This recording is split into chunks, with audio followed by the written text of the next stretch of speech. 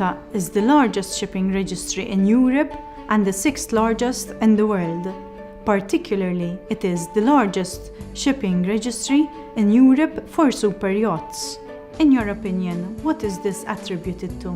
I would say that the success of Malta and the maritime industry, and specifically in relation to super-yachts, is mainly attributable to two factors, to two pillars: the reputability of its flag and its register, and also the possibility of fiscal planning, especially in the context of VAT, for the use of pleasure yachts in European Union waters.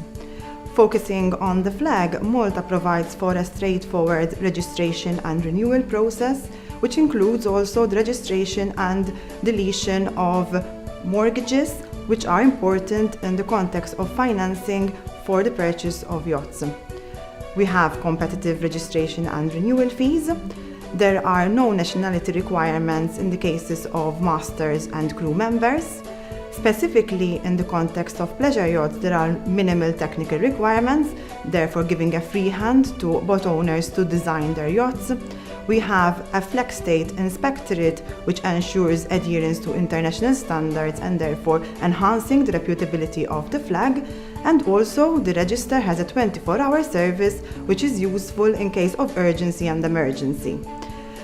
Moving to the fiscal planning, Malta, in the context of yachts used for pleasure purposes in the EU, offers a solution for VAT minimization, potentially down to 5.4%. What are the basic rules for the use of private yachts in the EU in relation to VAT? With reference to the EU Customs Code and its implementing procedures, the rules revolve around two factors. The first is whether the owner of the yacht is established in the EU or otherwise, and the second, the particular use of the yacht, so whether it will be used in a permanent manner or for a short term in EU waters.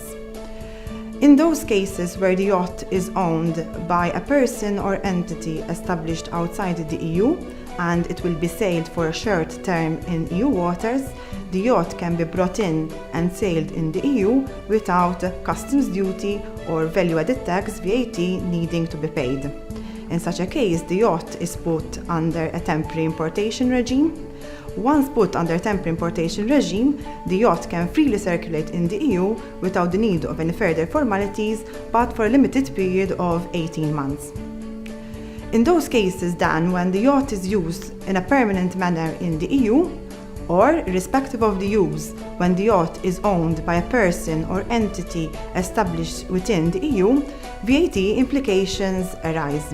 In such a case, VAT liability arises if the yacht is bought in or imported from outside the EU into the European Union. Back to the Maltese scene. Earlier you mentioned that Malta offers a favourable regime for VAT minimization in this scenario. How is this achieved? There are a number of requirements that need to be adhered to. Firstly, the yacht leasing must start from Malta. The supply of the service is in Malta, and hence the yacht must be here at the beginning of the lease. There must be lease payments every month, and the term must be not more than 36 months. The lessee must make an initial contribution of at least 40% of the price of the yacht, hence the first lease payment must be 40% of the price, and it must be ensured that the company makes a profit because it is undertaking an economic activity. At the end, the yacht is sold out, and the yacht is a VAT paid yacht that can freely circulate in the EU in the hands of the new purchaser or any other future purchasers.